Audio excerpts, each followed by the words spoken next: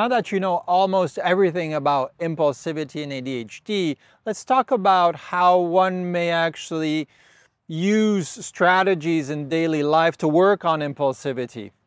The idea here, first off, is to differentiate between behavioral impulsivity and cognitive impulsivity. So behavioral impulsivity has to do with inhibiting actions or verbal actions that are very impulsive in terms of they're automatic, they're not timely, and they can provoke some problems even interpersonally speaking.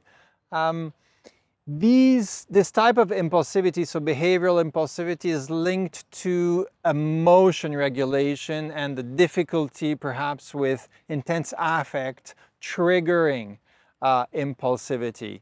Now, in terms of cognitive impulsivity, this has to do more with decision-making, hasty decision-making, and this seems to be linked with disorganization of executive functioning. So for example, problems with working memory or lack of anticipation, or a problem with time management or planification even, may incur hasty decision-making that is not made on sufficient amount of information. So behavioral impulsivity and cognitive impulsivity, of course, can interact. Now, how can one work on these on a daily basis? The idea here, the principles here, are twofold. First, it requires self-observation, and second, it requires the implementation of self-regulation. So these two principles apply throughout development, yet it is important to differentiate between children and adolescents and adults, because children are going to need some help with self-observation and with self-regulation. So typically, the kind of help we are going to give here can be of visual nature. For example, we're going to use reminders. Reminders, let's say in the classroom, on the child's desk, we may have reminders that say something like, well, you know, raise your hand before speaking if the target behavior is hasty, impulsive speaking in the classroom, or interruptions, frequent interruptions in the classroom. So we can also complement reminders with temporal reminders. So temporalities are really important here. If the child has an idea of how the first half of the day or the full day is going to occur, then that is a help to self-regulate according to how the day is planned. Moreover, transitions between activities are particularly difficult because of increased sudden stimulation. Switches in degree of stimulation from the environment can be sometimes difficult to handle for children with ADHD. So we want to work on routines and rituals to manage these transitions over the day. So reward also is, of course, important. Rewarding is important, and as you already know, it is key to reward the process and not the actual success. So one wants to praise process, so praise the actual intention of trying to observe oneself and trying to regulate oneself and achieving that, rather than the actual success in terms of behavior. So that's really important. Of course, sometimes as adults we'll have to penalize or we'll have to reprimand some behaviors. Every time we really need to do this, we want to do it quickly and we want to do it contingently. So when the problematic behavior occurs, so very immediately and quickly. We don't want to emphasize it too much, because too much emphasis then will initiate a lot of self-thinking in the child and also representing oneself as doing bad behaviors, and so that can then increase the risk for anxiety or depression problems. So praise as well needs to be immediate, needs to be contingent. So the whole feedback loop here needs to be adapted in terms of being quick and being contingent.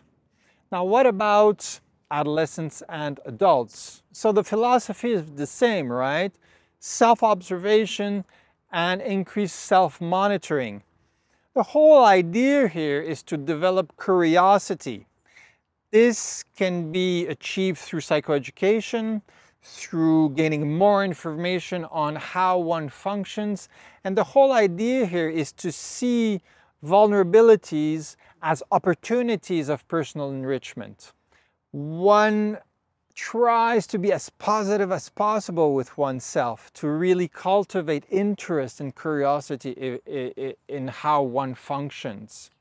And so, keeping that in mind, there is not going to be one solution that will apply to everybody. This is a process, really. This is about finding out what works for specific individuals.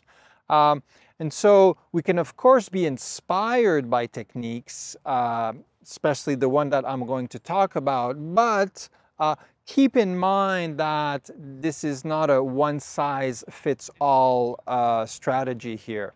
So let's talk about Susie Young and Jessica Bremham's way of conceptualizing self-observation and self-regulation through the impulse technique. So the impulse technique, you write down impulse, and we can follow each letter, and that's going to roll down for you the principles of how one can work on impulsivity. So the I of impulse is about identification of a target problem or a target behavior, for example. Let's say I have a problem with administrative work. I procrastinate in front of administrative work that I have to do, paying the bills and so on. So I'm going to try to identify the characteristics of this behavior, when this happens, how frequent it happens, what are the kinds of things that I experience when this happens. Then the M is I want to make explicit what I'm going through. So I want to mentalize this. I want to really observe myself as I am doing it. There is no use in telling myself, stop procrastinating, okay? Because it's negative, first of all, and also it is not simply observing and accepting that I'm in that state. And usually when I'm in that state, it's quite automatic. So just the fact of making that explicit is a significant step. So IMP will involve partners, peers, parents even, in helping me observe the behavior itself. Then the letter U has to do with using this information from peers, from parents, from partners, but also information from oneself, where U is really becoming responsible to start thinking about change. And that leads to L, which is making lists, imagining ways that I can encourage change, methods that I want to try out to encourage change, and having a list, a whole broad list of these. And then S is about strategies. Once you have ideas to implement, then you actually need strategies to implement them, and you need to start trying out things. That is going to lead you eventually to E, which is evaluating how that went. E, evaluation, figuring out what has been useful, what has not been useful, and then trying to see the impact that all of these implementations have had on the actual behavior. Is it as frequent? Is it as intense? Has there been some success? This whole evaluation process then can make one appreciate the process from observation to self-regulation of a problematic impulse. So to recapitulate, we've talked about how one can imagine working on impulsivity from day to day. We've distinguished behavioral impulsivity and cognitive impulsivity. We also appreciated how in children we are going to have to help them figure out how they are going to observe themselves, also to help regulate themselves through reminders, visual reminders, but also temporal reminders that help structure, and rewards that can really help them gain some momentum in this process of managing impulsivity.